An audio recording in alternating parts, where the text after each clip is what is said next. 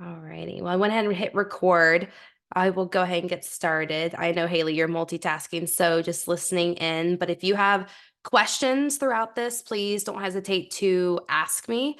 This is very much conversational back and forth. You can drop it in the chat or you can unmute yourself while you're doing everything. I just want to make sure to answer questions as we go, but also then be able to provide you exactly what you need for what's coming up. So today's topic is all about kind of contract negotiating. So both contract skills and understanding how to read contracts, but then we're also going to dive into negotiating skills as well.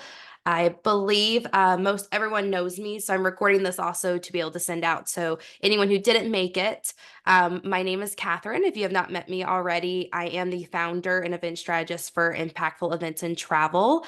It is my love and my passion, and I created this business after leaving the corporate world and the events world to really be able to help restore my clients, entrepreneurs in particular, to bring back the passion and that purpose and really excitement even into hosting their own events, whether it's a small 5-10 person event you're wanting to put on, all the way up to 1,000, multiple thousand person events that you're hoping to do. So with this is kind of like a very basic overview. Contracts can be so in depth. There is so many different aspects to it.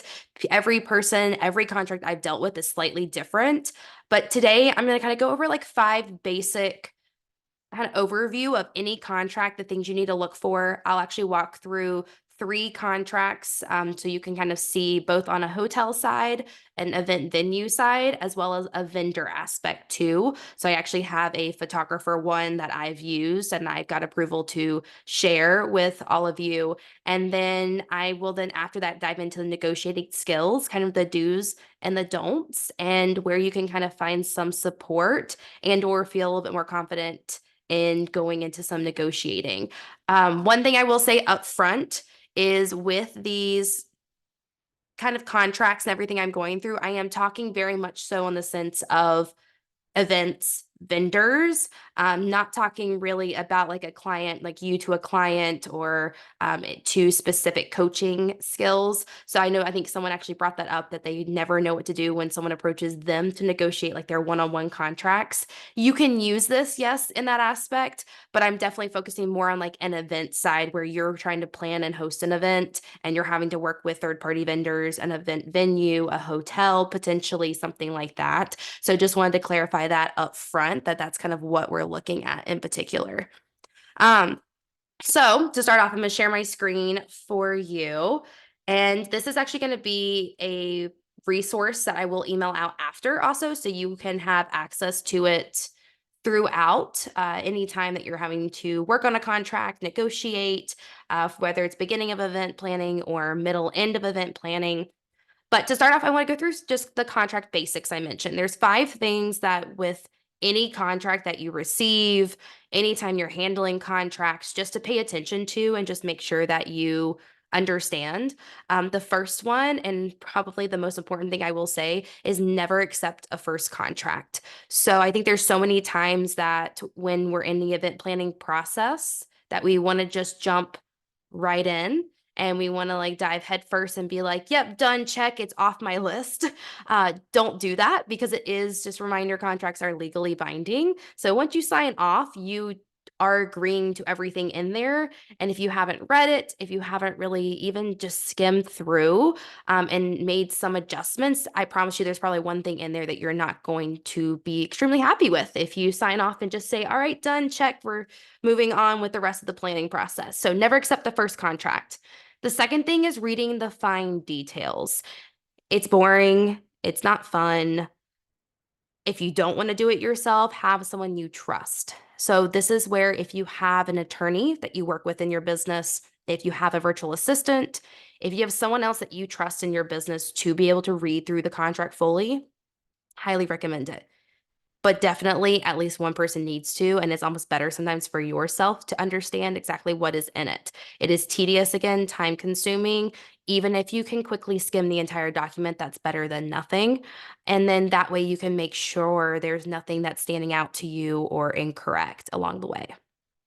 The third and Another very important aspect is your cancellation policy. So when it comes to events, almost any contract that you have, no matter what, should state something along the lines of due to unexpected disasters. So if a hurricane, if something like COVID happened again, now that it's included in there after 2020, there are other kind of things that can happen that are out of our hands, out of our controls, that will usually almost always be in there. Please make sure that's in there.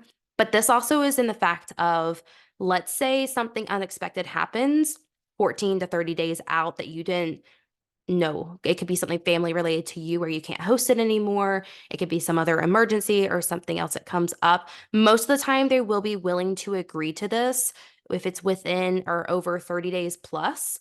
But it's not canceling, it's just the changing fee. So, not having a fee to change the dates of your event, just in case. Again, most places, most people are willing to consider that 30-day mark. I would always kind of try to push maybe that 14 days if you can, just because you never know. Things happen unexpectedly. And also, if it's not perfect for you, if there really is an emergency, it's always best to reach out to your vendors and to the venue or wherever you're hosting your event to make sure that they understand what's going on, because they usually will be flexible. But if you have it written down in a policy, it's better. The fourth thing, and it's funny I have to say this, but I've actually dealt with contracts in my previous job where the business name, the date, something was not accurate. So when you are going through your contract, please make sure it's your legal business name. So for example, for me, my legal business name is Impactful Event Co. My DBA is Impactful Events and Travel. So I want to make sure Impactful Event Co. LLC is at least what is on my contract. And then I can add the DBA if I want to. It's not required. So please make sure your legal name is there since it's a legal binding contract. Again, dates, your contact information, or whoever is handling contact, the rooms that you're agreeing to. So whether this is hotel rooms, it's a meeting space, even just a specific venue, if they have multiple different rooms that they offer, make sure it's the one that you picked out, you saw, that you were agreed upon, and not a different one that they might have left in there by accident. And the last one I'm going to go through with the contract basics, then I'll answer any questions or dive deeper into something if you have any questions, Haley. But the insurance. So, not many people, and this is state to state, but not many people are aware sometimes what type of insurance they need. Does the venue have insurance? If you're bringing in third-party vendors, what's required of them? So please make sure that's in the contract. That way it's stated specifically. What do you need to provide? What would a third-party vendor need to come provide? And if they don't require the third-party vendors to show proof, I recommend at least asking and getting proof for yourself to know. For example, if you bring in an AV team, they're going to be setting up equipment. They're going to be there throughout the entire event, probably helping out. So just making sure they have insurance to cover if anything were to happen. Same thing with photographer, videographers, especially if they're having to get up on ladders or get up higher for different aspects of the event, just making sure that they're covered and that you have the insurance you need. North Carolina specifically, any special events that we host, even a wedding. So like I got married here in North Carolina, we had to have a special events insurance. So just something to really pay attention to, no matter who you're working with, whatever the vendor is, just have that in the contract written so that they know, the vendors know that they need to provide insurance, and then you know what kind of insurance you need to show proof of to the venue. So I'm gonna pause. I feel like that was a lot right there on just the basics. I have a Haley, question, Kat. yes. I'm like, sorry, my washing machine's running in the background, so hopefully you can hear me okay. You're totally fine. I can hear you. Okay, so on the insurance specifically, is there a specific type of insurance, like broker or company? Because I am in a situation where I do need to secure I need to go back and look because it's been a couple months since I signed it, but I think it's $1 million umbrella policy. Hmm. So is there, I haven't done that yet because it's not until 2025. Yes. So I'm just trying to figure out where do I even go about looking for securing something like that. Yeah. So it's going to be specific to your state. So here in North Carolina, we actually, I think my mom, like the government, the state government had a site for us to quickly get it. And it was something we got within 10, 15 minutes. It was a very quick turnaround. What I would recommend is just looking and even just Googling for the time being, say, hey, I need a 1 million umbrella in Arizona in the Phoenix area. There usually is for event stuff like this a very quick, something simple, fairly affordable, not expensive that you can just find online that even Arizona, the state itself, might have where you can quickly get it. Okay, yeah, that's helpful. It didn't say necessarily something about vendors providing their own, but I planned on doing that anyways. Yep. And from a couple people I've talked to, you're right. I think they said, generally speaking, it was like maybe a couple $100. Yeah, it's nothing too crazy. Okay. Yeah, that's the only question I have as of right now. Okay, perfect. And again, interrupt me if you want to throw something in the chat or something, if you think of it throughout, and I can pause and we can keep going. All right. So contract basics, those are the 5 things I recommend for any contract that we're going through. Again, I'll provide this sheet to you afterwards and send it out. That way you have access to kind of remind yourself what we went through.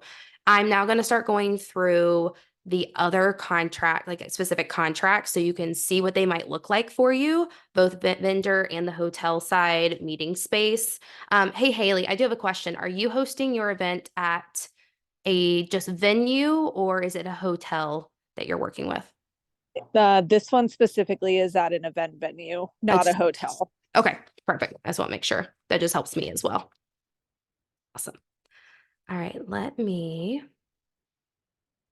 Always does this to me. There we go. All right, so the first thing I'm going to go through is I'll show you guys a vendor contract. Again, this one, it actually was from my wedding, and it was just an easier one because it's a photography, videography company that they do events as well. And for this, it's a very basic, but depending on your vendor, there are specific details that you're going to want included in the contract. And that's why I wanted to show this one, because this versus such as an event venue space and or a hotel or resort, this is going to include different specifics. So for photography and videography, they're always going to state who the vendor is. You as the client, again, this information you want to make sure is accurate, as well as your event dates. So always double check that those pieces of information before you move on. They'll have their intro. So this one's a little out of order. I'm not a huge fan of this contract, but it's good to get used to looking at different contracts because you never know what you're going to receive. So this one actually starts with what the deposit is that's required.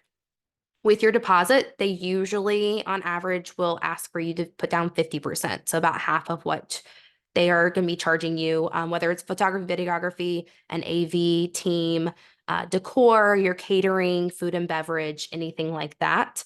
I will say when it comes to this, there's 2 things I will let you know. One, you can negotiate a lower percentage and just break up your payments more. I think just like many of us know as entrepreneurs, we are usually flexible on payment plans. They are as well when you're working with your vendors. Just make sure it is written down in the contract, the specific details that you work out with them. The second thing, and this one here does not state it, usually where it lists out how you can pay, if there is a fee for credit cards, debit card use payments, and then ACH sometimes will have a fee, usually not as much. The company will cover it, but sometimes there will be a fee or percentage there. Not many people know you can also negotiate that percentage down. I will just say up front. It is not common, but I have in the past, especially if it's a higher percentage, like it's closer to maybe 3 to 4% they're trying to charge me for credit cards. Sometimes I've asked, like, can it just be 2% instead, just to try to save, especially if you're being very budget conscious or trying to save and it's a large amount. Because I know sometimes with events, you are putting down quite a bit of money, and putting that on a credit card plus a 3 or 4% can add up very quickly. So just a few things I wanted to point out there to pay attention to is the percentage and the amount percentage of your deposit. Contact, this one again was specific to my wedding. So they did say who would be reaching out to me. Contact. I think this is great though, to give you an idea when you are working with photographer, videographer, AV, they will need to contact you ahead of time to talk through plans. So do make sure you understand when they're going to be reaching out to you. How often are you able to kind of have the conversations? The sooner the better, but also they might not be able to meet with you till closer to the actual event because they do have other stuff going on between now and then. The style, again, this is something specific to this. You can negotiate that, but this usually is just typical for the company to let you know.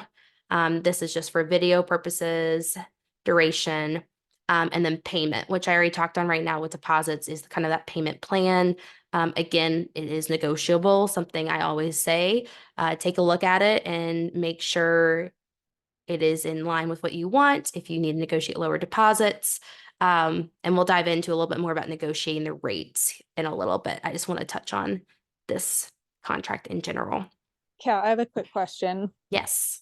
Do you recommend having something as far as the verbiage of like communicating with like my team, like that verbiage versus with me individually if I have other people that are going to be planning, like for instance, like my OBM or other people that are doing things on behalf of the team? Obviously, I think there's like certain layers of decision making that I want to be the one to make, but I also don't want to be stuck having to be the one to respond to everyone.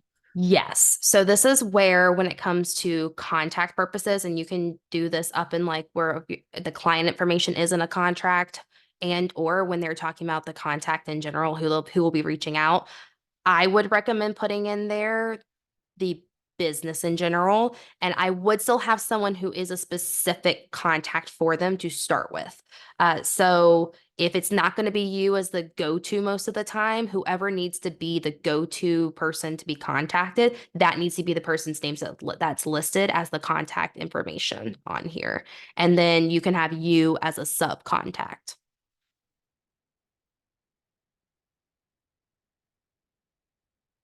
Did I answer your question?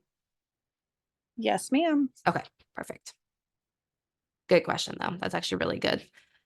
In general, that's just what I would recommend with anything, especially if you don't want to be handling all the details. If I will also put that out there, if you have an event planner, event manager, whatever title you're giving the person that you've hired on to help you, I always would say put that person's name as the main contact too. So if you don't have that, pick that person if you don't want to be it, and then be the sub. The other thing would be communicating, just making sure that you're getting CC'd in all communication too, just so you can stay on top of what's going on. All right. So again, coming down, photography, videography, delivery. This is very important. It's how quickly you're going to be getting your photos. I will say the person I dealt with here was a little ridiculous. It took us 35 days, business days, to get our photos and videos. But this is where negotiating on the sense for you, because you probably don't want to wait that long, is good, being upfront and forward of, hey, I want this stuff turned around this quickly. Hey, I need this within this many days or this many hours. I feel like people nowadays are much more on top of it for that and willing to. It's a lot easier that when they're on the road still or traveling home, they can start working on things. But that is something I would negotiate if it's not within the time frame you're looking for, asking and just seeing what they can do within, a day, 3 days. Can they give you something up front to then be able to provide you the full edits and video and photos within a specific period of time? And then the delivery of them, also knowing how you're going to receive them too. I did just highlight this right here. This comes down to anything when it comes to photo and video, reserving all printing rights to your photos, meaning I have the rights to all of them. So making sure that that is stated for photo and video in any of your contracts. Anything else that might be related to that, but usually it's just photo and video that you need to worry about that coming through. And then they did include in here technology failure. Highly recommend something along the lines of what this looks like, because this is related to a lot of different aspects of an event. Technology is so important to keep it running. So photo, video, AV, the hotel venue itself. So kind of having an idea and making sure they've explained to you, whether it's in the contract or at least having it in writing, what were to happen if something were to happen at the venue. Is there a backup plan? Is there a second set of equipment? Anything like that to know, all right, what is plan B if plan A does not go as planned? And then last but not least, the cancellation. Again, I'll dive into this in the next contract, but just to kind of see what everything looks like. This one was very in-depth for photo and video. Makes perfect sense. Happy to share this with anyone who is interested in looking at it. That way you can see an example of one, compare it. Everyone's going to be different, especially when you're working with smaller companies. And yeah. So that's all I have here for this one that we can go through. Haley, do you have any other questions for a vendor style? So on the vendor stuff, would you recommend, because I've done both, I've had where I initiate the contract as like a third party contractor, bringing them in, and it's my contract they're signing. And I've had more frequently where they have their own contract and then they're sending it over, and I'm kind of redlining it or having my attorney redline it if necessary, and then sending it back, but not necessarily needing both. It's always kind of been one or the other. Yes, that's what I would stick with. Okay. Usually in most cases, it's going to come from the business, and that's what I recommend because they're the one providing the services and they're technically the expert. So they should know what needs to be in there, and it should be you just getting to read through and kind of what you said, redline it, you or your attorney, to be able to then make the updates, make the corrections, negotiate what you feel is better and expected for what you want versus you having to create that. Because to me, in my eyes, it's kind of, it puts more work on you that it doesn't need to be more work on you. Right. Yeah. Okay. Sounds good. Yes. Awesome. All right, so I am going to go over to a hotel version. So this one is more convention style. I am going to go through it for anyone who is interested or who is working with hotels or you might in the future. Great example of something like this that I know of, at least in like the entrepreneur space. A line that happens in January, Powerhouse that happens in August, and even some of the smaller events. So I know like Lori's Girlfriends in Business happens at the Andaz, things, anything that's happening in the hotel with potential rooms. This is what a contract kind of looks like for the aspect. Again, kind of what I mentioned, the top part, making sure all your information's correct. So Haley, this is where in the contract, this is a little bit better in depth of where you could do a sub, like a main contact and then a sub contact for your venue and who's working with the person on site. Okay, and then for hotels, so this is just if you're at a hotel or if you're just working with a hotel for rooms. So if you have people coming out of state, out of the city that will be staying overnight, this is kind of what you're going to be looking at. Few things to notate here are your number of rooms and the types. So you do get to negotiate how many of each type of room. They're going to present a number to you unless you tell them ahead of time, and then you can fluctuate this accordingly. And then I always recommend in a block, there's two ways to do this. Either, let's say the event actually starts on this Wednesday, September 4th. I'd always go ahead and get some rooms the night before if you expect some people to come in early, even if the event doesn't start till later that evening, maybe, but get rooms ahead of time. Or you can add the verbiage in your contract where you request that the room rate that you've negotiated is available 3 days pre-event and 3 days post-event. And this is really beneficial because sometimes people do want to stay those extra days. And as long as the hotel or resort's willing to, they usually will offer you that rate unless they're already sold out. So just something to keep in mind and to ask if it's not already in the contract. I've seen that work really well, and it actually brings people in ahead of time and people wanting to stay after or willing to stay after when they see they get the same rate and it doesn't jump up randomly due to occupancy or something else in the hotel. And then room rates, like I mentioned here, room rates, whatever you are presented first, I would always at least negotiate $10 cheaper and just see if they're willing to do it. This is, I mean, I'll give you a prime example. I just did this about 6 months ago. We had a contract for Palm Springs and I got quoted something. I asked, I said, hey, look, this is higher than we're we've had in the past.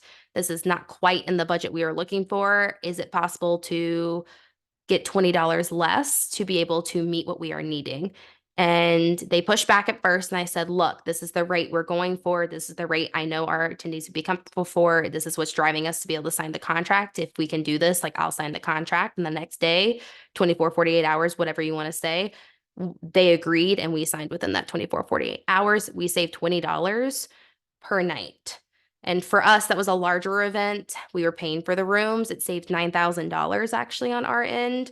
But little things like that that you don't realize maybe are going to be that big of a difference are huge. This can go into catering. So when you're negotiating how much you're paying per person for catering, even just a $10 less per person, if you can, difference can save you so much more money in the long run, and or go towards something else that you're wanting to do for the event that could really customize it, personalize it, really make an experience out of it too. And Haley, I know you're not dealing, I don't think, with any of this, but do you have any questions about the rates or rooms? No, so ironically enough, we are doing an event for collab. We have a retreat that we're hosting at Ondas in August. Oh, okay. Yeah. So we went through all of this, and it sounds very similar to kind of the cadence of how we did things. We were paying for the rooms as well, as part of the retreat. And so the hiccups going through all of that, ensuring that it was the right type of rooms. There was another thing in there that was like I forget the verbiage, but it was essentially like a room guarantee. Yeah. So there was something where they said, based within like X time frame, that we're essentially committing to X number of rooms regardless of what happens. Yes. And because at that point when we had booked it, we had not launched the ticket sales for the retreat yet. So kind of the thought process behind that was, if for whatever reason we didn't sell it out, which we did end up doing, that we would have an opportunity to reset the room number so that we weren't on the hook for rooms we didn't need. Yes. Yep. That's the difference of a guaranteed room block versus was it a just confirmed, I think, or something, is like a slight Yeah. verbiage change. Yes. Yep. Because you're tied and you're like tied in when it's guaranteed, you have to cover Mm-hmm. those aspects where you don't have to if it's not. So Right. The other thing that they sorry, my kids are literally screaming at each other in the background. I can't hear it, so you're good. Great, perfect. The other thing that they mentioned, or that I wanted to mention, that I was absolutely shocked, was how expensive the AV quote was Oh, yes. for the hotel. Like, even just to get Wi-Fi, X number of licenses, or get um it wasn't even anything crazy. It was literally like a rolling TV screen and Wi-Fi. We Hmm. ended up actually deciding to forego it, and we're just doing it without AV. But for our small 15-person event, for very, very basic AV, they quoted us like $4,000. Yes. AV is brutal. In my past experiences, a lot of times people end up going third party, and it's cheaper even for the third party to come and bring in their own stuff. It's crazy. I don't understand it. But it's actually gotten more and more expensive since 2020. So, yes, good thing to put a note out there. AV on site, get a quote. I always say get a quote and compare. I mean, for you all, I think it sounds like it's okay because you were just doing like a TV and Wi-Fi. Sometimes if you need more, like speakers, wireless microphones, the it could be anything. If you do need a videography and other stuff that then has to be plugged into outlets, all of that starts adding up when you start having to plug in more and more things too, because they charge you for every single extension cord, every single surge protector, potentially. Yes, that's something to really be aware of and get those quotes and compare. And that's where a third party really can sometimes be a saving grace, actually, versus working on site. Awesome. And actually, Haley, I'm going to touch on right down here, is what you were talking about, that cutoff date. and needing to know rooms and all of those things. So this is something again that I always say negotiate when that cutoff date is, especially for something like that where it's 15 people, even up to like the hundreds, if not thousands of rooms you may need, depending on where you're at and how big your group is. Really negotiate this. Usually they're going to do about 30 days out. If you are doing not a guaranteed room block and it's something more where it's in flux, they might want it more like a 45, 60 days out. Biggest thing with this is just please make sure you're communicating to your attendees, because once the block cutoff date happens, you lose the rooms. And you just want to make sure that if you're not blocking and booking the rooms yourself, then you have someone else that will be booking for that they will be booking in time, because once it's gone, they're gone. They open the rooms back up to the public. So either the public's going to start booking them or the rate's going to jump to what the typical selling rate is. So just to consider that and remember all of those things.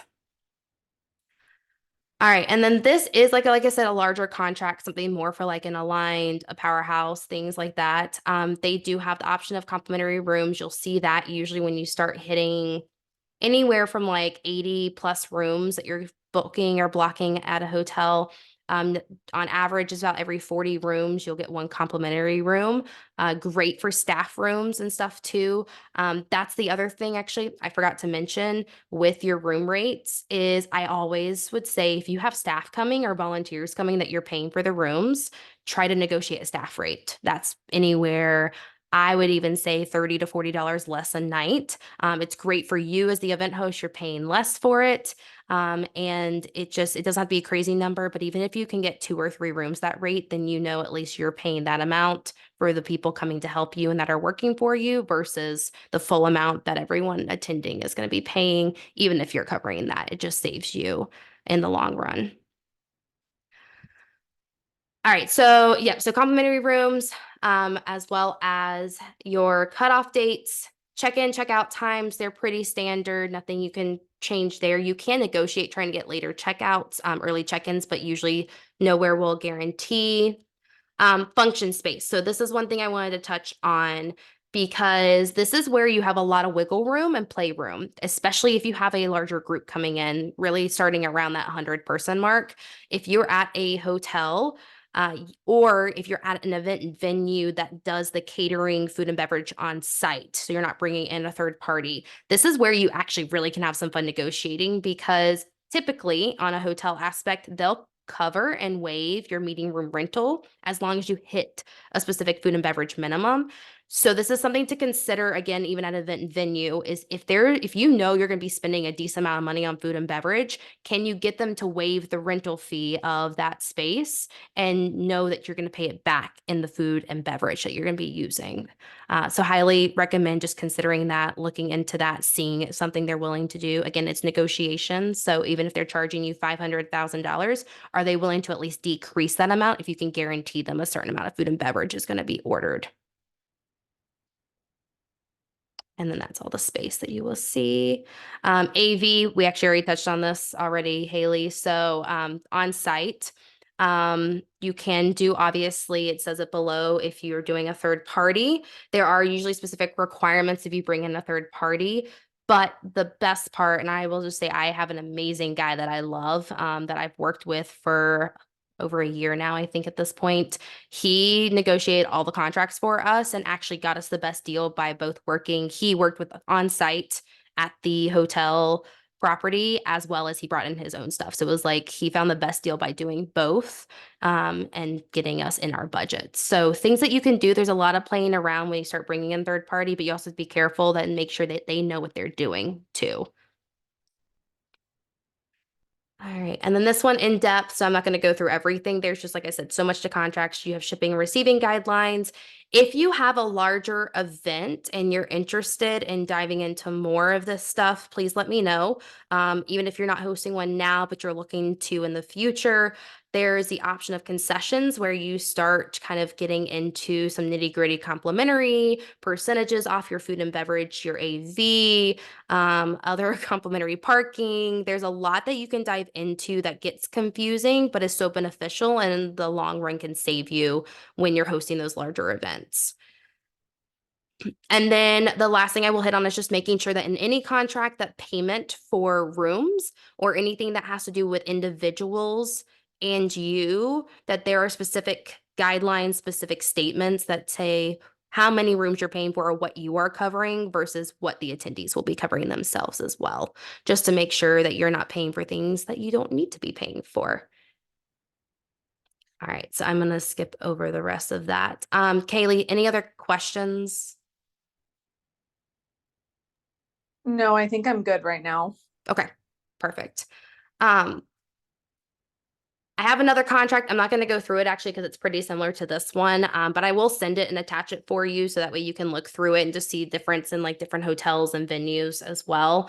I do want to just touch on cancellation. I think I mentioned this already, but with cancellation, having a tiered cancellation policy, whether it's a vendor, it's a hotel, it's a venue, I highly recommend doing this so that you know based off of when you were to cancel. So again, we already talked about change fees, try not to have a change fee, but cancellation, that if something were to come up and you had to cancel, have it tiered out and break down the percentages of how much they would keep versus how much you would have to not have to pay back to them with not having to host it there. They're usually going to be pretty flexible up to a point. But I always say at least have something in there where it's fully refundable within so many like 6 months out. Nowadays, just to kind of give everyone the gist, events are crazy and how quickly they're being put together and put on now. And on the hotel world, at least in event venue world, we're seeing people booking events and they're happening within 60 to 90 days. So in the past, so many sales managers, sales representatives that you'd work with at these properties would actually push back and not want to be able to kind of work with you on the 6 month mark. You're seeing more flexibility now because a lot more is happening under the 6 month mark for especially like smaller couple, like 100 to 200 people events. It's a lot quicker to kind of plan turnarounds, and people are doing that just since COVID, I think, and everything. It's been a more common thing we've seen. All right. And then just kind of two more points I wanted to touch on here. And then Haley, I'll open the floor and I am willing to answer any questions you have, not just regarding contract and negotiation. The do negotiate versus don't negotiate. We already talked a lot about what you can negotiate, but just a quick recap. Your rates, whether it's room rates, rentals, fees, space, hours when it comes to AV and photography, videography, your food and beverage, concessions or additional contract details and discounts. So kind of what I touched on there. Again, I'll dive into more detail with you if you want to talk more about that. Attrition and or penalty fees, the cancellation policy, your payment plan, your deposits, the cutoff and the due dates, your meeting space fees and or deadlines that you have to turn stuff in. All of that you can negotiate. Do not feel bad asking, questioning, throwing things out there, because if you don't ask, it's a no automatically. If you do ask, there's a chance there's a yes, there's a chance there's a no. The don't negotiate. So just two things I want to touch on here: commission versus non-commissionable rates. You will see this sometimes, especially in the hotel resort world. Sometimes you'll see this with some of the vendors you work with too. This is not really negotiable depending on the rate. It's set one way or the other by the company, by the business. This also does not have a lot to do unless you're working with a travel agent and or you're working with a sourcing company. So there are companies out there. I actually do this myself, and I've done this in previous. I've worked with a company when I was in the corporate world. They would actually do the sourcing. They would go out, find 3, 4, 5 different venues for us. They would come back with the proposals. They would do all the contract negotiation for us. And that's how they got paid, was through commission. Usually it's not the case. You have to be specifically able to accept it. And then the second thing, do not negotiate anything you're not comfortable with or that you don't understand. Ask questions, bring in your attorney who can look at it, bring in somebody who is knowledgeable on this stuff. If you do not know what you're looking at, you're just not comfortable. Because if you're not comfortable with it, it's not going to come across the way you want to. And you may not end up in a better situation with what you're trying to negotiate in the long run.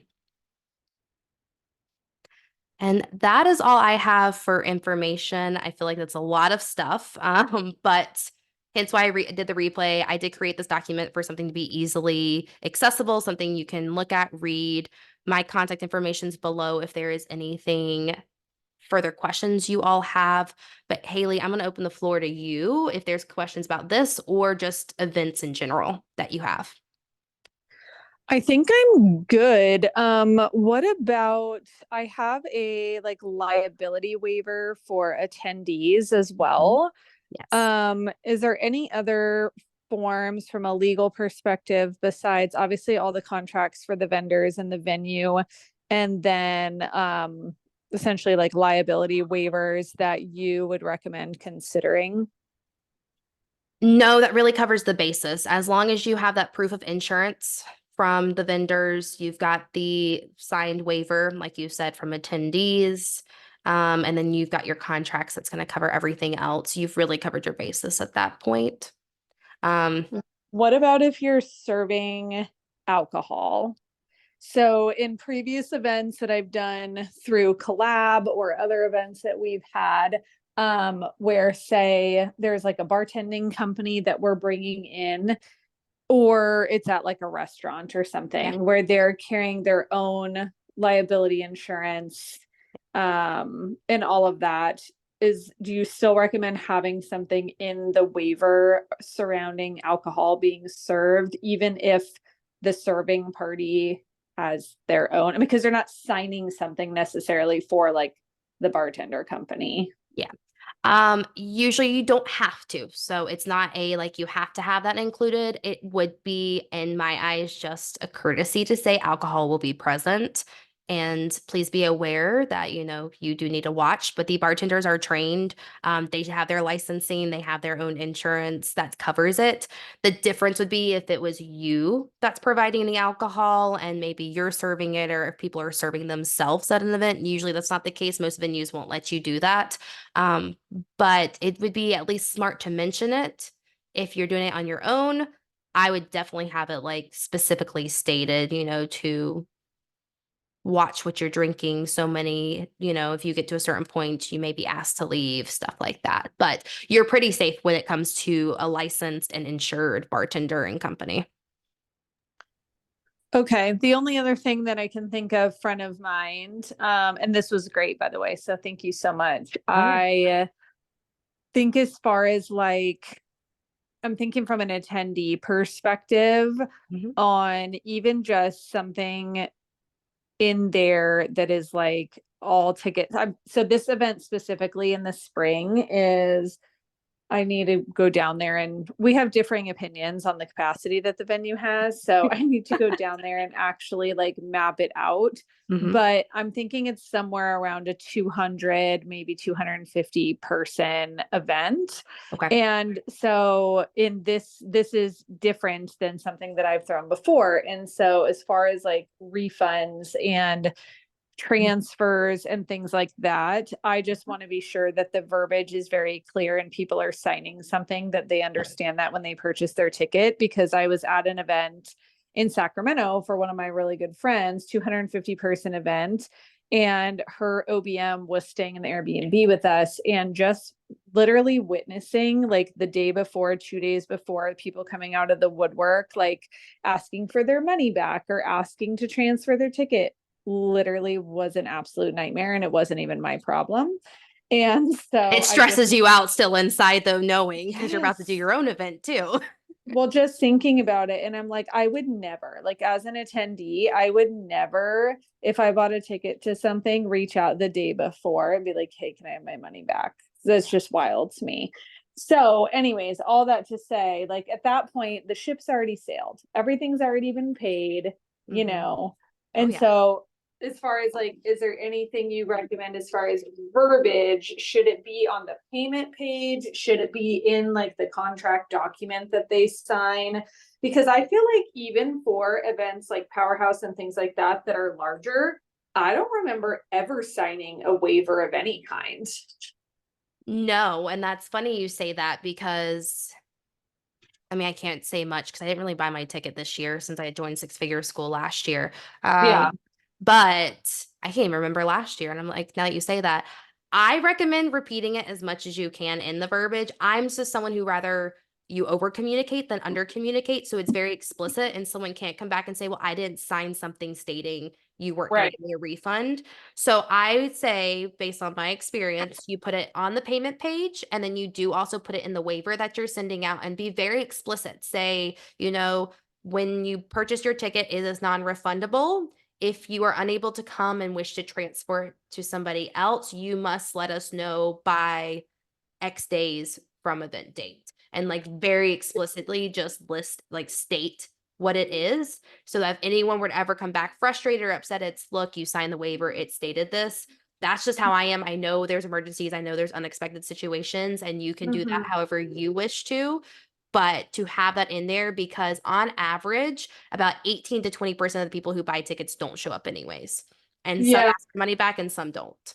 Yeah, and that's usually what we bank on for other events is about a 20% no-show rate. Yep. And sometimes it's not that high and sometimes it's higher, right? It just kind of depends. But yeah, now that I'm thinking, not to pick on Powerhouse by any means, it's just like a larger local event that's front of mind. But I don't remember ever even signing a waiver for them. No, but I know they Uh, won't refund your ticket because I've actually had a Yeah. lady who was going with us and she can't, but they offered for her to transfer it. So she's Yeah, transferring it. but even that, like a transfer timeline where it's Yep, like, hey, tickets can be transferable up to, I don't know, 2 weeks prior or exactly. 1 week prior or something. But then it's like, do not ask me for anything the week of. It's Nope. not happening. Well, and you're in the weeds enough that you don't need to be dealing with it. Even if you have a VA or you have an OPM or you have somebody to help you, Yeah. they don't need to Yeah. be worrying about that either. No, we've got too many other things that we're dealing with at that point. Yeah. So Okay. Yeah, that's good to know. Okay. Yeah, I think that I mean, at least for this exact moment, that's all I can think of. But I thought this was really great. awesome. Well, thank you. I appreciate it. It's my first time doing this topic but I feel like it's one that not many people know. I experienced it for a decade in hotels and I've seen all the different things that could come up. So I'm glad you feel good about it. Just for you, Haley, and then anyone else listening, if you have any questions with your event, you have a contract you want looked over at any point in time, please do not hesitate. My email is going to be in that document I'm sending you. Plus, you've received my emails. You can email me and send it over. I'm happy to look through it and at least give you some feedback on it. And then I do offer, just if anyone is not aware, I do one-off sessions also. So if you have an event coming up, such as yours, Haley, and next year, that you are wanting kind of somebody to help guide you, or you kind of need help on what's next, or someone to say, hey, yes, you've covered everything. No, you haven't. I do offer those, and I would love to give you guys 50% off. So it's usually $250. It'd be $125. It's about a 90-minute call with me plus Voxer support for 2 weeks following. But just want to throw that out there for anyone who might be interested, especially if you're alone or you just want that extra set of support. So yes. All right. Well, Haley, if you don't have anything else, thank you so much. I will send that over. Yep, I got you. But thank you. Enjoy the rest of your weekend. And I will send over replay and that document to you all here in just the next little bit. Amazing. Thanks, Kat. Of course. Have a good day. See ya.